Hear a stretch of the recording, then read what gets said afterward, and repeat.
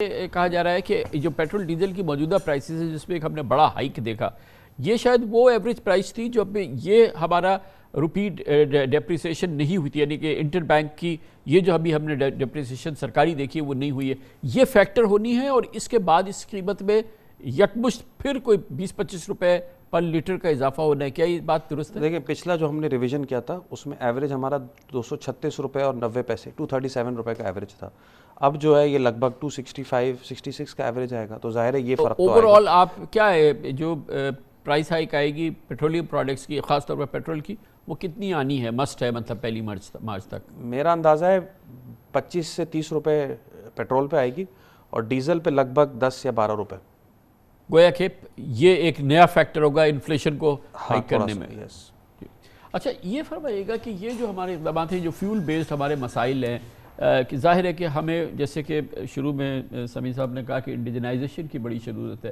ये जो हमारे थर के जो कोयले के ज़खायर हैं, एक तो वो ख़ुद वहाँ पे फीड कर रहे हैं और वो कितने इक्विप्ड हैं इस लिहाज से कि अब इस गैप को जो कि हमारे सामने है और जो कि हम फॉरेन डिपेंडेंस से हटें और इस तरफ आ जाए, ये गैप किस तरह से ब्रिज हो सकता है? और फिर हमने न्यूक्लियर में भी अभी देखा है कि फौरी तौर पे कुछ चीज़ें हमारे सामने आई हैं और हाइडल के क्या इश्यूज़ है। मतलब आज तो ये रोना है, मगर क्या डाउन द रोड या at the end of the tunnel हमें कुछ बेहतर सूरत हाल नज़र आ रही है?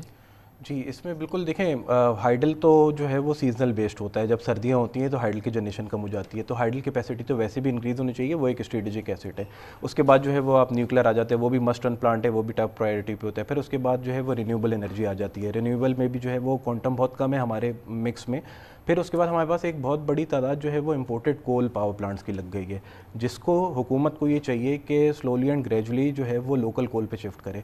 लोकल कोल पे इस वक्त हम लोग जो है वो तकरीबन 2000 मेगावाट के करीब जो है वो बिजली बना रहे हैं और ऑब्वियसली वहाँ पे और ज़्यादा माइंस अवेलेबल हैं। मगर एक्चुअली कुछ हो रहा है इसमें? जैसे अब ये 2000 मेगावाट है, ये 3000 कब हो जाएगा थर का जो है? देखिए, अभी तो एक 1320 जैसे बड़ा प्लांट ऑनलाइन आया है शंघाई इलेक्ट्रिक का। इससे पहले जो है वो एंग्रो का प्लांट चल रहा है। उसके बाद 330 के 2 पावर प्लांट एंग्रो, थल नोवा के और थर एनर्जी के जो है वो ऑनलाइन है। अब उसके बाद ओबियसली ये एक लिंक्ड होता है, माइन आपने माइन बनानी होती है और माइन माउथ पावर प्लांट लग रहा होता है। ये भी थर पे आएगा? जी, लकी जो है वो हाइब्रिड है लेकिन इवेंचुअली वो भी जो है वो थर पे आ जाएगा। तो ये माइन के साथ लिंक्ड होता है, माइन माउथ पावर प्लांट होता है। लेकिन अब जो प्रायोरिटी होनी चाहिए वो यही होनी चाहिए कि आप थर को ही एक्सप्लॉइट करते रहें और उससे जो कोल निकल रहा है उसी से जो है वो बिजली बनाए और जो एग्जिस्टिंग प्लांट हैं उनको भी जो है वो। मगर साहब, असल बात ये है जो कि मोटी बात की डॉक्टर साहब ने अभी 3000 मेगावाट आप बिजली बना रहे हैं और 1600 मेगावाट की कीमत वसूल कर रहे हैं।